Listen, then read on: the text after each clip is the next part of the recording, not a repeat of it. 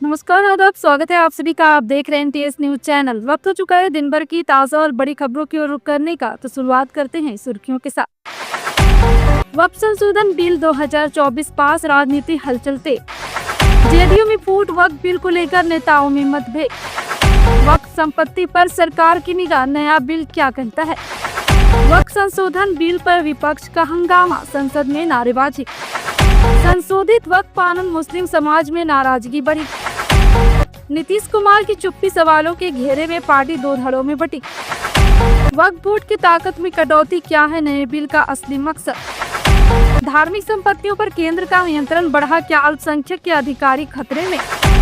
Bill के विरोध में सड़कों पर उतरे मुस्लिम संगठन, देश भर में प्रदर्शन। वक्फ बिल के जरिए ध्रुवीकरण की राजनीति, जानिए विपक्ष का आरोप। जी हाँ दोस्तों, अगर आपको भी लगता है कि ये सिर्फ बहस नहीं बल्कि आपकी जागरूकता का समय है, तो जुड़े रहिए, क्योंकि अगले कुछ मिनटों में हम आपको दिखाएंगे वो सच जो शायद आपसे छुपाया जा रहा है। मगर उससे पहले आप इस वीडियो को लाइक करके चैनल को सब्सक्राइब जरूर करें, और फेसबुक पर देख रहे हैं तो लाइक, फॉलो और ज्यादा से ज्यादा शेयर करें। और आप किस राज शहर से न्यूज को देख रहे हैं हमें कमेंट में जरूर बताएं।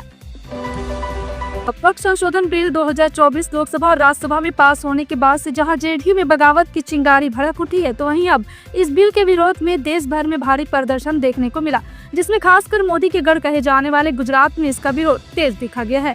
जी हां, आपको बता दें कि वक्फ संशोधन बिल 2024 के लोकसभा और राज्यसभा में पारित होने के बाद जेडीयू के अंदर ही बगावत शुरू हो गई है। मुख्यमंत्री नीतीश कुमार की पार्टी जेडीयू के नेता ही बड़े झटके दे रहे हैं। दरअसल वक्फ बिल संसद के पास होते ही जेडीयू में इस्तीफों का दौर शुरू हो गया है।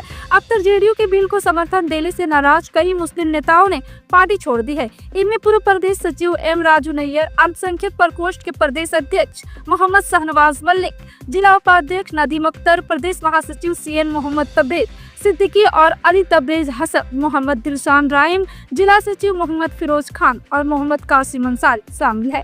इन मुस्लिम नेताओं ने वक्फ बिल के समर्थन पर नाराजगी जताते हुए कहा है कि पार्टी ने लाखों मुसलमानों का भरोसा तोड़ा है। हालांकि इस बिल को लेकर सिर्फ जेडीयू के नेताओं में ही नाराजगी नहीं, बल्कि इस बिल को लेकर देश भर के नेताओं में भी नाराजगी नजर आई है। यूपी में एनडीए की सहयोगी पार्टी आरएलडी यानी कि राष्ट्रीय लोकदल से भी एक नेता ने इस्तीफा दे दिया। इसी के साथ देश के कई राज्यों में इस बिल के खिलाफ सड़कों पर प्रदर्शन देखा गया।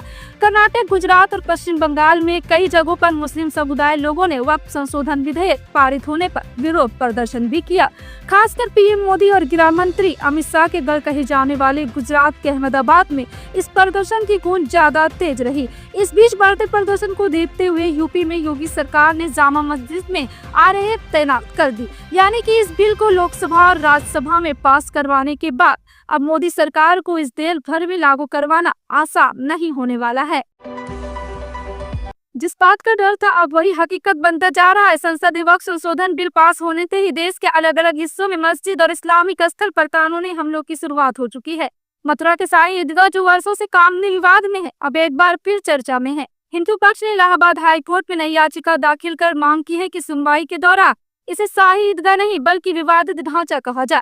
मुस्लिम पक्ष ने इसका कड़ा विरोध किया, लेकिन कोर्ट ने 3 अप्रैल को इस याचिका पर सुनवाई भी कर ली।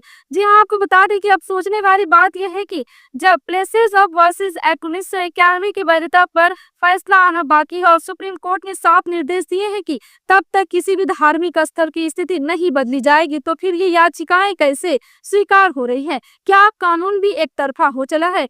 विपक्ष ने पहले ही आगाह किया था कि इस वक्फ बिल की आरबीआई सरकार इस्लामिक ढांचों को निशाना बनाएगी, और अब मथुरा, वाराणसी, अजमेर, बेंगलुरु, यहाँ तक कि हिमाचल तक के मस्जिदों के नीचे मंदिर होने के दावे सामने आ रहे हैं। जी हाँ, आपको बता दें कि आरजेडी सांसद मनोज झा ने संसद में कहा है था कि यह बिल सिर्फ एक धार्मिक समुदाय को टारगेट करने के लिए लाया गया है।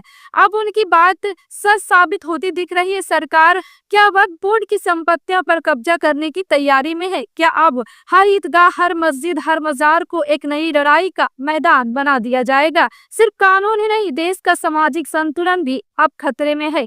ऐसे में जरूरी है कि हम सब मिलकर सच को पहचानें, शांतिपूर्ण तरीके से आवाज उठाएं और देश की एकता को टूटने से बचाएं। नरेंद्र मोदी बतौर पीएम पहली बार संघ मुख्यालय में हाजिरी लगाकर आ चुके हैं। चैत्र नवरात्रि के पहले दिन मोदी ने इस काम को अंजाम दिया ताकि संघ और बीजेपी के बीच अनबन की खबरों को विराम दिया जा सके। लेकिन अब मोदी के गले पहुंचे संघ प्रमुख का जमकर विरोध। राष्ट्रीय स्वयंसेवक संघ के सर संचालक मोहन भागवत 4 दिनों के काशी दौरे पर हैं। दौरे से पहले दिन गुरुवार को मोहन भागवत का काफिला जब सिगरा चौराहा से गुजर रहा था, तभी उससे पहले भारत माता मंदिर के पास एलएसआईयू के कार्यकर्ता ने नारेबाजी की। यही कार्यकर्ता मोहन भागवत को गंगा जल देने जा रहे थे। उनका कहना है कि संघ प्रमुख महाकुंभ स्नान कराने गए थे तो यही गंगा स्नान कराएंगे। मोहन भागवत के काफिले के करीब आते ही कांग्रेस कार्यकर्ता उनकी ओर दौड़े। पुलिस ने उन्हें रस्सियों से खींचकर पीछे किया। कांग्रेस कार्यकर्ता के पुलिस के साथ धक्का मुक्की हुई। हंगामा बढ़ते देख पुलिस की अन्य टुकड़ियां बुलाई गई। करीब 9 लोगों को हिरासत में लेकर थाने में ले जाया गया। यानी कि मोदी के गढ़ में भागवत का जमकर विरोध हुआ और बीजेपी वक्त बिल पास कराने का श्रेय बटोरने में लगी रही। बता दें कि संघ प्रमुख मोहन भागवत अपने दौरे के दौरान काशी के अलावा मिर्जापुर, गाजीपुर और सोनभद्र भी जाएंगे। काशी प्रवास के बाद वह 7 अप्रैल को लखनऊ के लिए रवाना होंगे, जहां वह 7 और 8 अप्रैल को रहेंगे। इसके बाद उनका कानपुर जाने का कार्यक्रम है। खबरों में आज के लिए बस इतना ही। फिर मिलते हैं अगली बड़ी खबर के साथ। तब तक के लिए जय हिंद।